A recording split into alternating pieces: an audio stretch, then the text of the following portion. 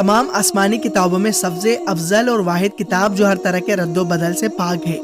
اسلام کی 1400 سالہ تاریخ میں آج تک قرآن مجید اپنی اصل حالت میں موجود ہے،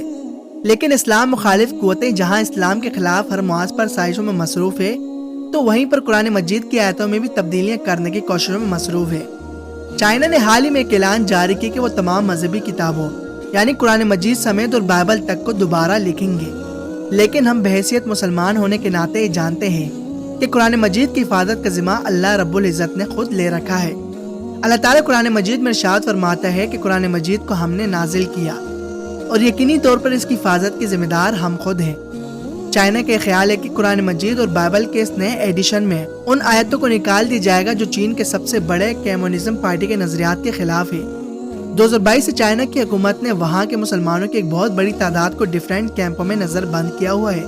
چائنا کی حکومت کا دعویٰ ہے کہ ان کیمپوں میں وہ مسلمان نظر بند کیے گئے ہیں جو مسلمان مختلف جگہوں سے قرآن کی تعلیمات حاصل کر رہے ہیں۔ قرآن میں تبدیلی کا حکم فروری 2023 کو چین میں بلائے گئے ایک بڑے اجلاس میں طے ہوا تھا، اور یہ اجلاس ان لوگوں نے بلایا تھا جو ملک میں مذہبی معاملات کی نگرانی کرتے ہیں۔ لیکن چائنا کی قرآن پاک میں تبدیلی کی یہ کوشش کوئی پہلی مرتبہ نہیں ہے، بلکہ اس سے پہلے بھی کئی مرتبہ چین قرآن پاک میں تبدیلی کرنے کا اعلان کر چکا تھا اور ہر بار ناکام رہا، مگر اس بار چائنا نے شام کے سابق صدر بشار الاسد کی مدد بھی لی۔ دوستو، بشار الاسد نے قرآن مجید کا ایک دوسرا نسخہ بھی جاری کر دیا ہے جس کا نام قرآن مجید کا معیاری نسخہ ہے۔ بشار الاسد کے مطابق دنیا کو تباہی و بربادی سے پاک کرنے کے لیے قرآن مجید میں تبدیلی ضروری ہے، نعوذ باللہ، اور اسی لیے قرآن کریم میں تحریف کی ناپاک اور بدترین کوششوں کا گناہونا کام کر کے دنیا کا بدترین تاریخی کارنامہ بشار الاسد نے اپنے نام درج کروا لیا ہے۔ یہ عمل عالم اسلام کے جذبات کو مشتعل کرنے اور انہیں مسلم حکمرانوں کے خلاف کرنے کی سازش ہے، لیکن ساتھ ساتھ یہ بات بھی ذہن میں آتی ہے کہ بدترین کام ایک مسلمان کیوں کر سکتا ہے۔ دوستو، اس وقت 8 زبانوں پر مشتمل سائرین عرب نیوز ایجنسی کے مطابق سابق شامی صدر نے شام کے مذہبی امور کے وزیر سید عبدالستار کو حکم دیا تھا کہ قرآن مجید کا ایک نیا معیاری ورژن تیار کریں، جنہوں نے علماء کی ایک ٹیم کے ساتھ 5 سال کی محنت اور 25 مرتبہ نظر ثانی کے بعد یہ نسخہ تیار کر کے بشار الاسد کے حوالے کر دیا ہے۔ یہ شام میں سرکاری طور پر نافذ العمل ہوگا اور اسی کا حوالہ معتبر ہوگا۔ اس کے علاوہ اصل قرآن پاک کو کالعدم قرار دیا جائے گا، نعوذ باللہ۔ اس نسخے کو جاری کرتے ہوئے بشار الاسد کا کہنا تھا کہ تحریف اس گمراہی کے نازک دور میں ہمیں اس طرح کے اعمال کی واقعی ضرورت ہے۔ خبروں کے مطابق بشار الاسد نے اپنے اس تحریف شدہ قرآن مجید کا آغاز شب قدر کی فضیلت پر مشتمل آیتوں سے کیا ہے تاکہ برکات اور روحانی کام کا اثر برقرار رہے۔ شام کے ایک اور نیوز ایجنسی کے مطابق یہ نسخہ ہزاروں کی تعداد میں شائع ہو چکا ہے اور سرکاری اداروں میں اس کی تقسیم کا عمل جاری ہے۔ یہ نسخہ جامع مصر کو بھی بھیجا جائے گا تاکہ مصر میں بھی سرکاری طور پر اس نسخوں کو جاری کیے جانے کا فتویٰ دیا جائے۔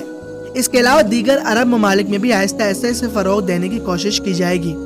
بشار الاسد کی اس کتاب میں کیا کیا درج ہے یہ بھی آپ احباب کو بتاتا چلوں کہ اس نسخے میں صرف سورہ اخلاص کی تفصیل درج ہے جس میں اللہ تعالیٰ کی وحدانیت بیان کی جاتی ہے، مگر بشار الاسد نے اس سورت کا نام سورہ اسد رکھا اور اس سورت میں کچھ چینجنگ بھی کی جو آپ احباب کو آگے چل کر بتائیں گے۔ اس سے پہلے قرآن مجید میں تبدیلی کی کوشش امریکہ نے 2007 میں کی تھی جس میں جہاد کو حرام اور بدکاری کو حلال قرار دیا گیا تھا۔ چند سال قبل برطانیہ نے آواز اٹھائی تھی کہ قرآن کریم کی 14 آیاتیں جہاد پر مبنی ہیں جنہیں نکال دیے جانے کے بعد ہم اسے قبول کر لیں گے،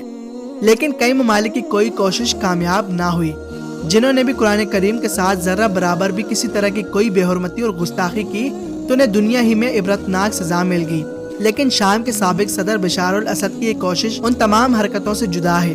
بشار الاسد نے پورے قرآن مجید کو غلط ٹھہرا دیا اور اپنی مرضی کے مطابق ایک ایسی کتاب تیار کی جہاں پر اللہ تعالیٰ کی وحدانیت بیان کی گئی ہے وہاں پر اپنا نام شامل کر دیا،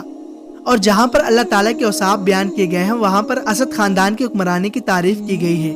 جہاں تک چائنا کی بات کی جائے تو چائنا قرآن مجید اور بائبل کو بھی تبدیل کرے گا۔ جن آیتوں یا قرآن میں موجود الفاظوں سے چائنا کو اعتراض ہوگا وہ قرآن اور بائبل کی ان آیاتوں کو یا ختم کر دے گا یا پھر ان میں تبدیلی کر کے دوبارہ لکھیں گے۔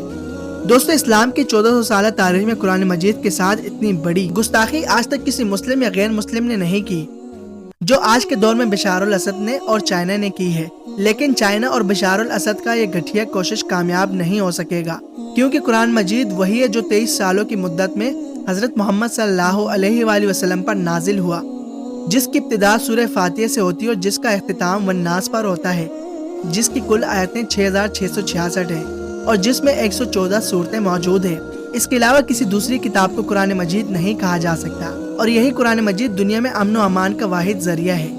دوستو یہ تھی ہماری آج کی ویڈیو۔ امید کرتا ہوں آج کی ہماری یہ ویڈیو آپ کو ضرور پسند آئی ہوگی۔ پسند آنے کی صورت میں ویڈیو کو لائک کر کے شیئر کر دیں اور حسب روایت چینل کو سبسکرائب کر کے بیل آئیکن کو پریس کر لیں اور ویڈیو کو لائک کر کے شیئر کر دیں۔ ملتے ہیں اگلے ایک انفارمیٹیو ویڈیوز میں، دیجیے میں اجازت، تب تک کے لیے